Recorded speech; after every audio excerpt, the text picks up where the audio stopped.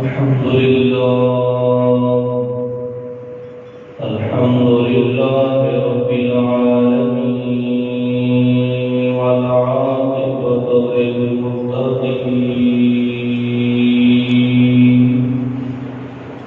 والصلاة والسلام على سيد الأنبياء والمرسلين وعلى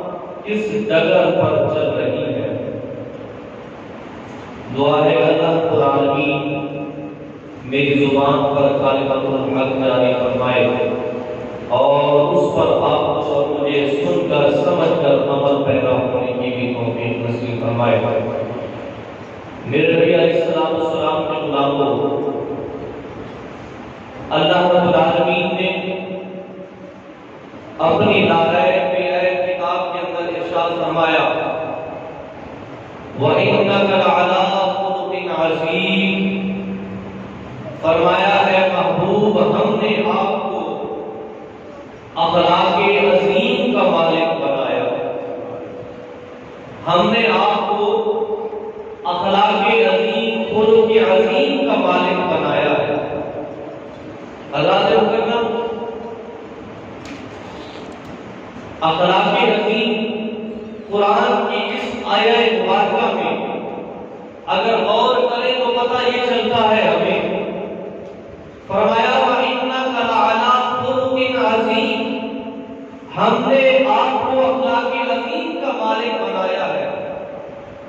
اس آیت کریمہ کے اندر لفظ علا کا ذکر کیا گیا ہے، لعلا علا کا ذکر کیا گیا ہے، اور عربی گرامر میں لفظ علا علی وجہ الاستعلاء کے طور پر استعمال کیا جاتا ہے، یعنی ایک چیز کو دوسری چیز پر فضیلت دینے کے لیے استعمال کیا جاتا ہے، ایک چیز کو دوسری چیز پر فوقیت دینے کے لیے استعمال کیا جاتا ہے۔ تو رب کعبہ نے ارشاد فرمایا وَإِنَّكَ لَعَلَىٰ خُلُقٍ عَظِيمٍ، اے محبوب ہم نے آپ کو اخلاق عظیم پر فضیلت عطا فرمائی، اخلاق عظیم کا مالک بنا۔ اور اس کو میں آپ ایک مثال کے ذریعے سے سمجھانا چاہتا ہوں۔ ہم عام طور پر ایک لفظ استعمال کرتے ہیں، جملہ استعمال کرتے ہیں، اور وہ جملہ کیا ہوتا ہے کہ زید چھت کے اوپر ہے، زید چھت کے اوپر ہے، مطلب یہ کہ چھت نیچے ہے، زید اوپر ہے۔ جہاں پہ چھت کی انتہا ہے وہاں سے زید کے قدموں کی ابتدا ہے، جہاں پر چھت کی انتہا ہے وہاں سے زید کے قدموں کی ابتدا ہے۔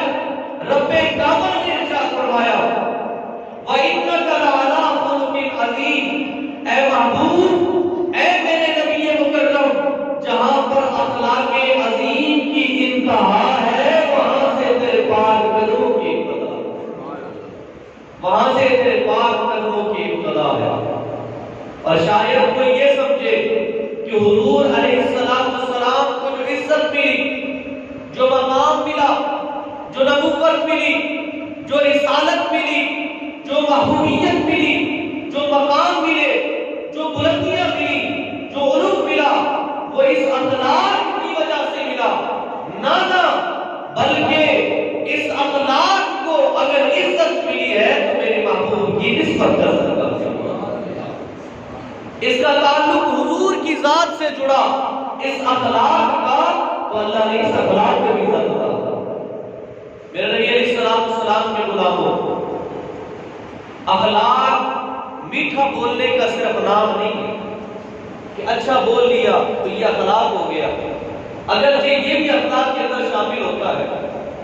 اخلاق سچ بولنے کا نام ہے، اخلاق جو ہے وہ جھوٹ سے بچنے کا نام ہے، اخلاق اپنے دل کو غیبت سے پاک کرنے کا نام ہے، اخلاق اپنے دل کو حسد کی بیماری سے پاک کرنے کا نام ہے، اخلاق جو ہے وہ اچھے خیالات سوچنے کا نام ہے، اخلاق اپنے جسم کو اور اپنے دل کو صاف کرنے کا نام ہے، اخلاق اچھی عادات اپنانے کا نام ہے، اخلاق معاف کرنے کا نام ہے۔ آئیے میں آپ کو داستان سناتا ہوں، میرے نبی علیہ السلام کی خوبصورت داستان کہ حضور علیہ السلام کس طرح لوگوں کو معاف فرمایا کرتے تھے۔ آقا کریم صلی اللہ تعالی علیہ وآلہ وسلم مدینہ طیبہ حضور تشریف فرما ہے، اور حضرت سیدہ طیبہ طاہرہ فاطمہ الزہرا رضی اللہ تعالی عنہا کے گھر چلتے چلتے پہنچ جاتے ہیں۔ جب حضور سیدہ فاطمہ کے گھر پہنچے، اپنی بیٹی کے گھر پہنچے، تو آگے سے بیٹی نے، سیدہ نے حضور کی بارگاہ میں عرض کی بابا جان آپ کے نمازے 2 دن ہو گئے ہیں، بھوکے ہیں، پیاسے ہیں، اور بھوک سے جو ہے وہ بلک رہے ہیں۔ میرے محبوب کریم صلی اللہ تعالی علیہ وآلہ وسلم نے اپنے بدن مبارک سے قمیض اٹھایا اور سرکار کے پیٹ مبارک کے ساتھ پتھر بنا ہوا تھا، فرمایا فاطمہ مصطفیٰ جس مصطفیٰ کے نوازے 2 دن سے بھوکے اور پیاسے ہیں، ان نوازوں کا نانا 3 دن ہو گئے ہیں، نہ کچھ کھایا ہے نہ کچھ پیا۔ اور پھر سرکار یہ الفاظ کہتے ہوئے، یہ الفاظ بیان فرماتے ہوئے حضرت سیدہ کے گھر سے باہر نکل گئے۔ کہ اللہ اکبر جنت کے شہزادے بھوکے ہیں، اللہ اکبر جنت کے شہزادے پیاسے ہیں۔ آقا کریم صلی اللہ تعالیٰ علیہ وسلم گھر سے باہر نکلے، چلتے چلتے مدینہ سے باہر آ گئے اور وہاں پر ایک کنواں دیکھا، اور اس کنویں کے قریب ایک عراقی کھڑا تھا جو اونٹ کو پانی پلا رہا تھا، ایک دیہاتی کھڑا اونٹ کو پانی پلا رہا تھا۔ آقا کریم صلی اللہ تعالیٰ علیہ وآلہ وسلم خرامہ چلتے اس عراقی کے قریب پہنچے اور عراقی سے فرمایا کیا کام اجرت پر مل سکتا ہے؟ فرمایا کرنے والے تو بنو، کام مل سکتا ہے۔ حضور کو جانتا نہیں تھا، حضور کو پہچانتا نہیں تھا، وگرنہ یہ نہ کہتا کہ حضور کام، یہ نہ کہتا کہ کام اجرت پر مل سکتا ہے تو حضور کے قدموں میں گر جاتا۔ حضور کو پہچانتا نہیں تھا وہ عراقی، کلمہ بھی نہیں پڑا تھا، دیہاتی تھا، مدعو تھا۔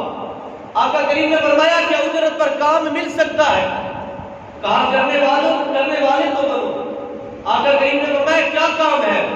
کہا یہ میرا اونٹ ہے، اس کو پانی پلا دو اور ایک ڈول کے بدلے میں آپ کو 2 کھجوریں عطا فرماؤں گا، 2 کھجوریں دوں گا۔ آپ نے فرمایا منظور ہے۔ آپ نے ایک ڈول نکالا، اونٹ کو پلایا، دوسرا نکالا، اونٹ کو پلایا، تیسرا نکالا، اونٹ کو پلایا۔ جب 8واں ڈول نکالنے لگے، رسی ٹوٹی، ڈول جو ہے وہ کنویں میں جا گیا۔ اسے راوی کو غصہ آ گیا، وہ چہرہ جبھی ہو گیا، غصہ آ گیا، چہرے غصے کی وجہ سے چہرہ سرخ ہو گیا اور چلتا چلتا حضور کے قریب آ پہنچا۔ اس نے معاذ اللہ حضور علیہ السلام کو تھپڑ مارا۔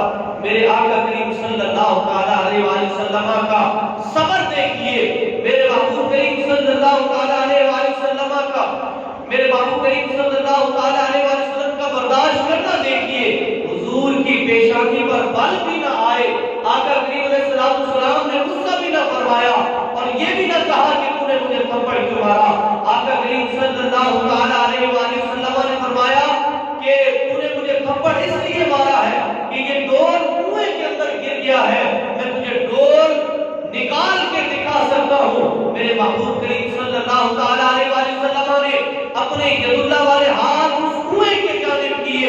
میرے محبوب کریم کا ید اللہ والا ہاتھ کنویں کی جانب کرنا تھا، وہ ڈول جو نیچے گرا تھا اور کئی فٹ پانی میں جا گرا تھا، ابھی آقا کریم صلی اللہ تعالیٰ علیہ وسلم نے اپنے ید اللہ والا ہاتھ ادھر کیا ہی تھا کہ ڈول ابھر کر باہر بیٹھے گا۔ جب اس نے یہ معجزہ دیکھا، اس نے سوچا کہ ہو نہ ہو یہ کوئی اور نہیں، یہ جن کے بارے میں ہم سنتے ہیں کہ وہ محمد عربی اللہ کا دین لے کے آیا ہے، وہ عبداللہ کے گھر محمد عربی پیدا ہوا ہے، عبد المطلب کا پوتا ہے، ہو نہ ہو یہ وہی شخصیت اور وہی ذات کا۔ میرے نبی علیہ السلام کی خدا وہ سرکار نے وہ کھجوریں لی، ایک کھجور خود تناول فرمائی اور کھجوریں اٹھا کر سیدہ زہرا کے گھر پہنچے۔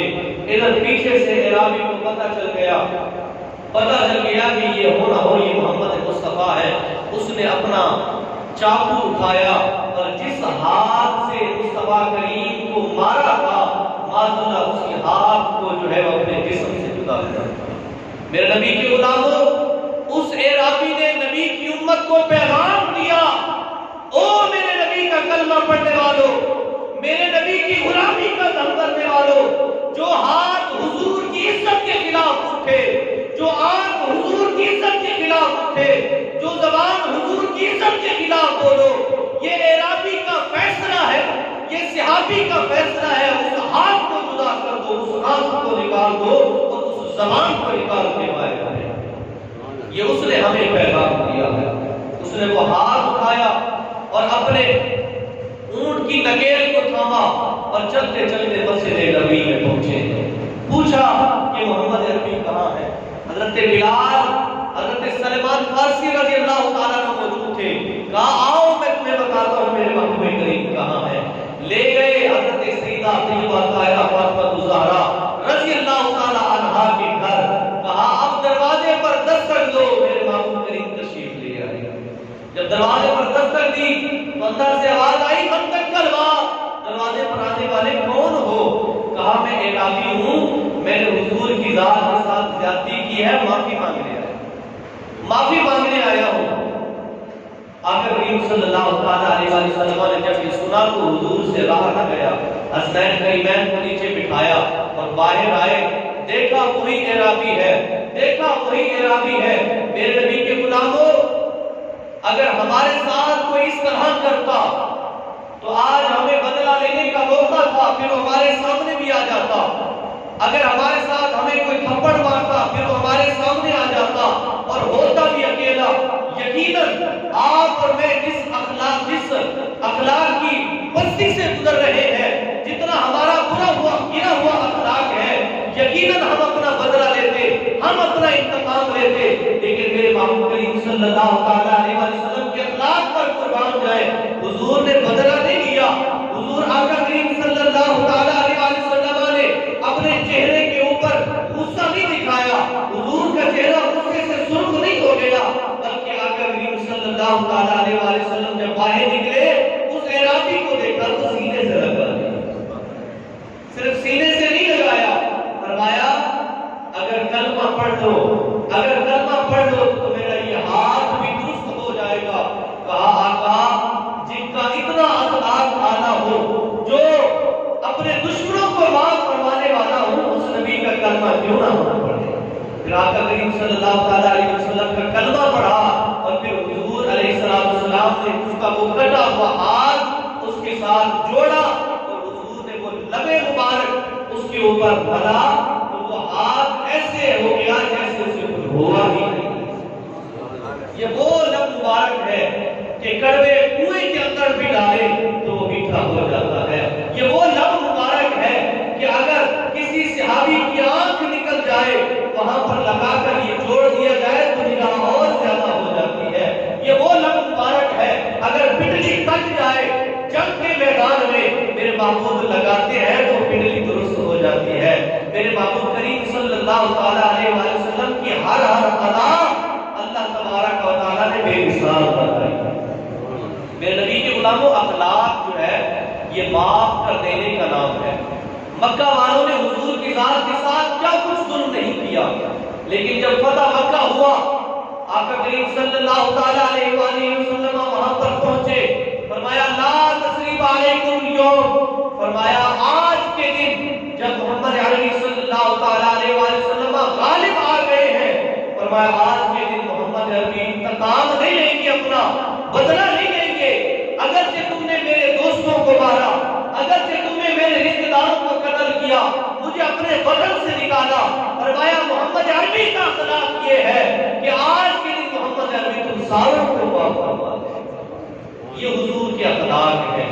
میرے نبی کریم صلی اللہ تعالیٰ علیہ وآلہ وسلم کے غلاموں، اللہ کریم نے قرآن حکیم کے اندر ارشاد فرمایا جو لوگ غصے کو پی جاتے ہیں اور لوگوں کو معاف کر دیتے ہیں، فرمایا وہ احسان کرنے والے ہیں، وہ عظیم لوگ ہیں اور اللہ کریم ایسے لوگوں کو پسند فرماتا ہے۔ اور اس کی مثال میں آپ کو مختصر سمجھا دیتا ہوں کہ اگر آپ لوگوں سے معافی کریں گے، لوگوں کو معاف کریں گے تو پھر یہ بعید نہیں ہے کہ آپ جتنے بھی گناہگار ہوں، جتنے بھی بڑی پاپی ہوں، جب آپ لوگوں کو معاف کرنا سیکھیں گے تو پھر وہ رب کریم بھی ہمارے گناہوں کو معاف فرماتا ہے۔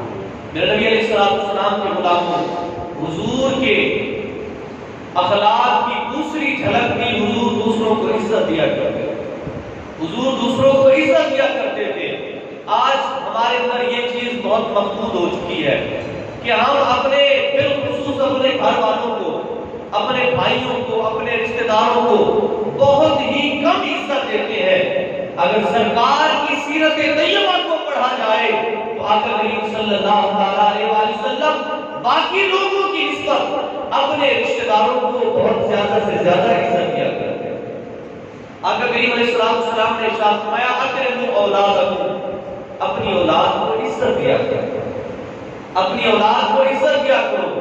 آج ہمارا حال یہ ہے کہ ہم دوسرے لوگوں کو تو عزت دیتے ہیں مگر بھائی آ جائے، بیٹا آ جائے تو ہم اسے عزت دینا گوارا نہیں کرتے، جبکہ حدیث مصطفیٰ صلی اللہ علیہ وسلم اور حضور کا اخلاق یہ ہے کہ آقا کریم صلی اللہ علیہ وسلم پرائیوں کو بھی عزت دیتے تھے اور اپنوں کو بھی عزت دیا کرتے تھے۔ حضرت زید بن حارثہ رضی اللہ تعالیٰ عنہ 8 سال کی عمر تھی، میرے نبی کے صحابی ہیں، 8 سال کی عمر تھی، اپنی والدہ کے ساتھ سودا سلف لینے کے لیے بازار نکلے تو بازار کے اندر گم ہو گئے، ڈاکو نے اغوا کر لیا اور اغوا کر کے مکہ کی منڈی کے اندر بیچ دیا، اور خریدنے والے تھے حکیم بن حزام جو حضرت سیدہ طیبہ خدیجہ کبریٰ رضی اللہ تعالیٰ عنہا کی جداد بھائی۔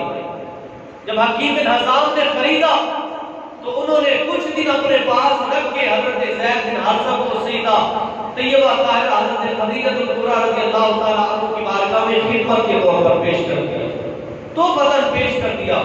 اور پھر جب حضرت محمد مصطفیٰ صلی اللہ علیہ وسلم کا نکاح حضرت خدیجہ سے ہوا تو سیدہ خدیجہ نے وہ زید بن حارثہ جو تحفے میں ملے تھے وہ حضور کی بارگاہ میں پیش کیے۔ اب نصیب دیکھیے کہ پہلے ڈاکو نے اغوا کیا، پھر حکیم بن حزام نے خریدا، پھر آگے تحفے میں سیدہ خدیجہ کبریٰ کی خدمت کرتے رہے، پھر چلتے چلتے مقدر جب جاگا تو نوکری کس کی ملی؟ سرکار کی نوکری۔ خدمت کرنا کس کا نصیب ہوا؟ میرے محبوب کریم کا نصیب ہوا۔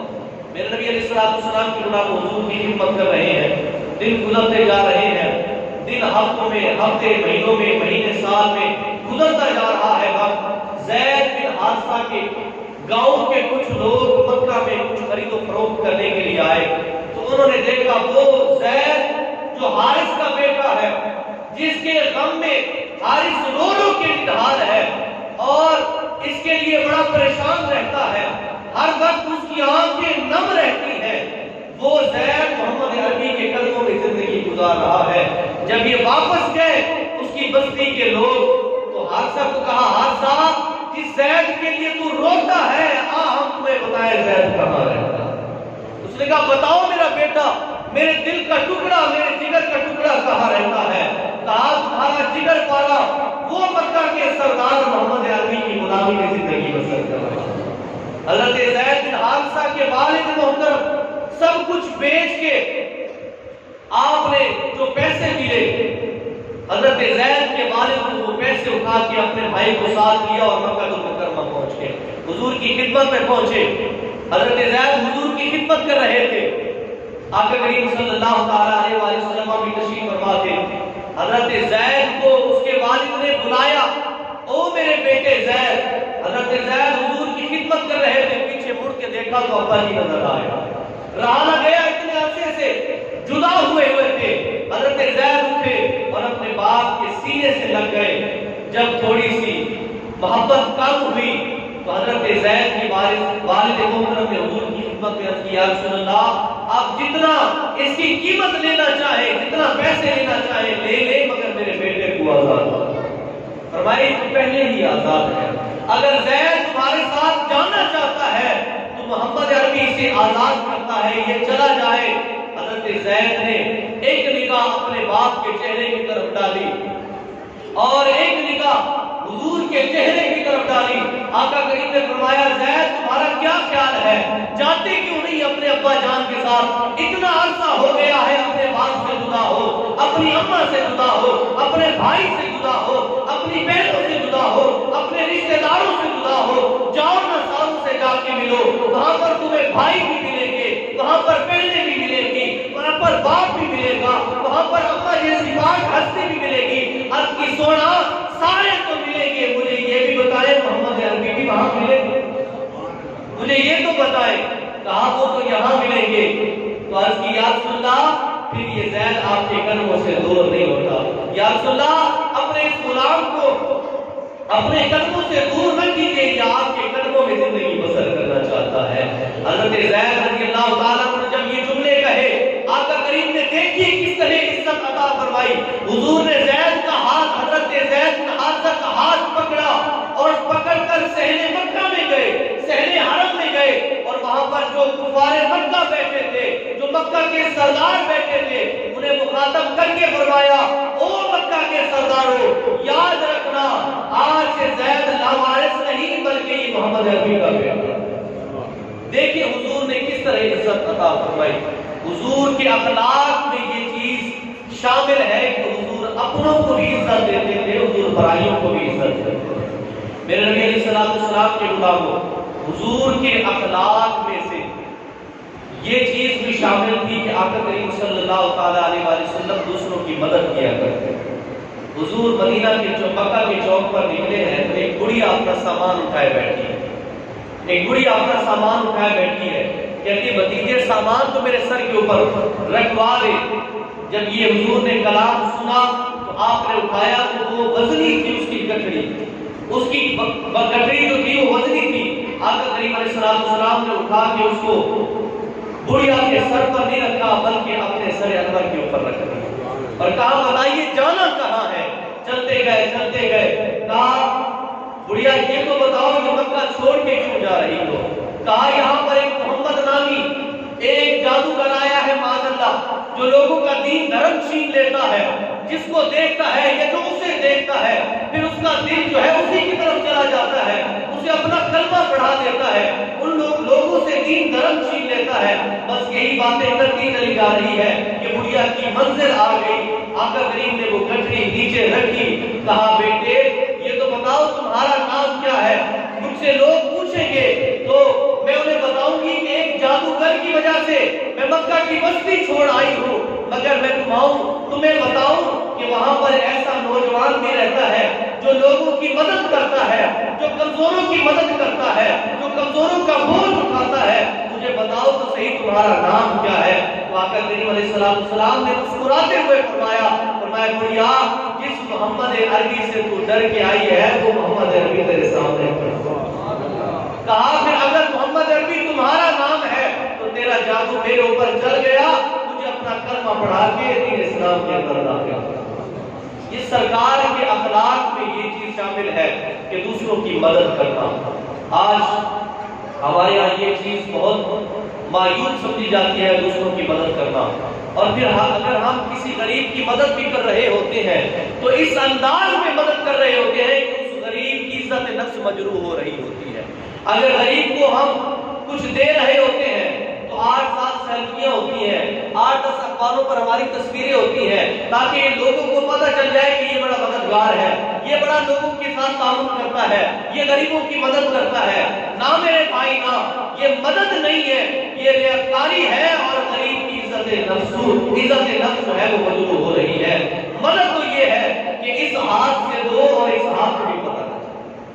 میرے نبی علیہ السلام کے غلاموں، حضور کے اخلاق میں سے یہ بھی شامل تھا کہ آقا کریم صلی اللہ تعالی علیہ وآلہ وسلم لوگوں کو عطا فرمایا کرتے تھے۔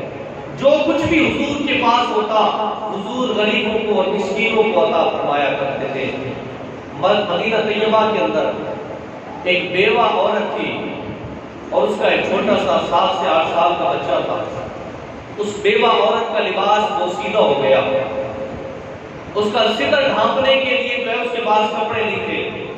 بیٹے سے رہا نہ گیا، وہ دوڑا چلا گیا اپنے چچا کے پاس، چچا مجھے کچھ کپڑے عطا فرماؤ تاکہ میں اپنی والدہ کے لباس کو، اپنی والدہ کے جسم کو ڈھانپ سکوں، اپنی والدہ کے جسم کو لباس پہنا سکوں۔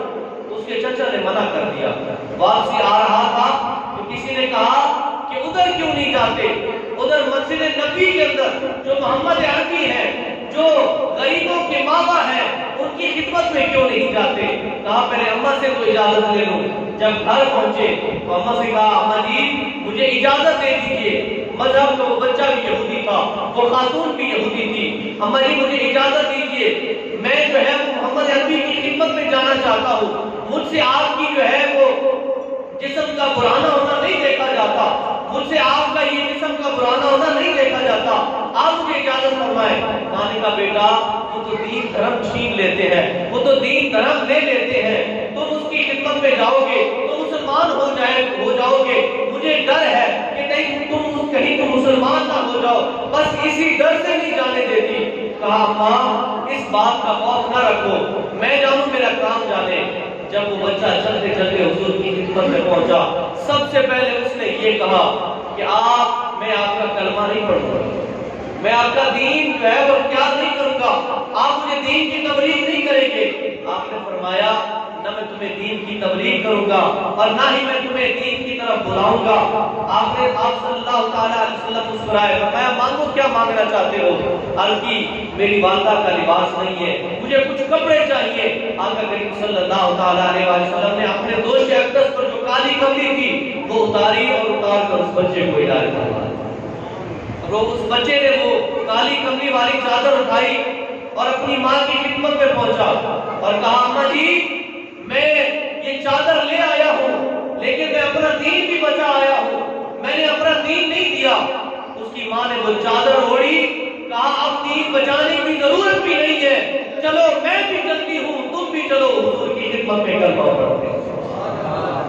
آقا کریم علیہ السلام کے اخلاق میں یہ چیز شامل ہے۔ آج ہمارے رویوں کے اندر یہ بات آ چکی ہے کہ ہمارا اخلاق اپنے دوستوں کے ساتھ، باہر والوں کے ساتھ تو بڑا اچھا ہوتا ہے، لیکن جب ہم گھر جاتے ہیں تو ہمارا رویہ سخت ہو جاتا ہے، ترش ہو جاتا ہے، ہمارا رویہ جو ہے معذاللہ فرعونوں والا ہو جاتا ہے۔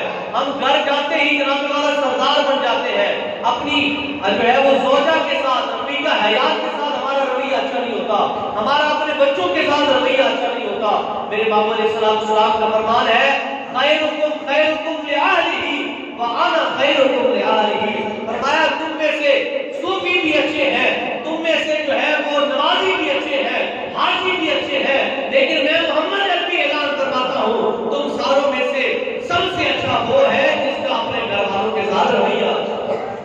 اور پھر سرکار نے عملی طور پر کر کے دکھایا۔ آقا علیہ السلام گھر تشریف لائے تو حضرت سیدہ عائشہ صدیقہ رضی اللہ تعالی عنہا آپ پانی نوش فرما رہی تھی۔ آقا علیہ السلام نے فرمایا عائشہ میرے لیے بھی پانی چھوڑو، عائشہ میرے لیے بھی پانی چھوڑو۔ حضرت سیدہ عائشہ صدیقہ رضی اللہ تعالی عنہا نے پانی تھوڑا سا پیا گلاس میں سے اور تھوڑا سا رکھ دیا۔ آقا علیہ السلام نے فرمایا یہ پانی مجھے دو، میں پینا چاہتا ہوں، یہ پانی مجھے دو، میں پینا چاہتا ہوں۔ آقا علیہ السلام نے جب اپنے ہونٹوں کے قریب کیا فرمایا عائشہ یہ تو بتاؤ کہ تمہارے ہونٹ کس جگہ پہ لگے ہوئے، تمہارے لب جو ہیں کس جگہ پہ اپنے ہونٹ تم نے رکھے تھے۔ آقا علیہ السلام نے اپنی رفیقہ حیات کے ساتھ اس طرح کا اخلاق کر کے ہمیں بتا دیا کہ اپنی زوجہ کا جھوٹا پینا حرام یا غیر مردانگی نہیں، بلکہ یہ تو اخلاق کی اعلیٰ مثال ہے، یہ تو محبت کا ایک طریقہ ہے، یہ تو پیار کا ایک طریقہ ہے۔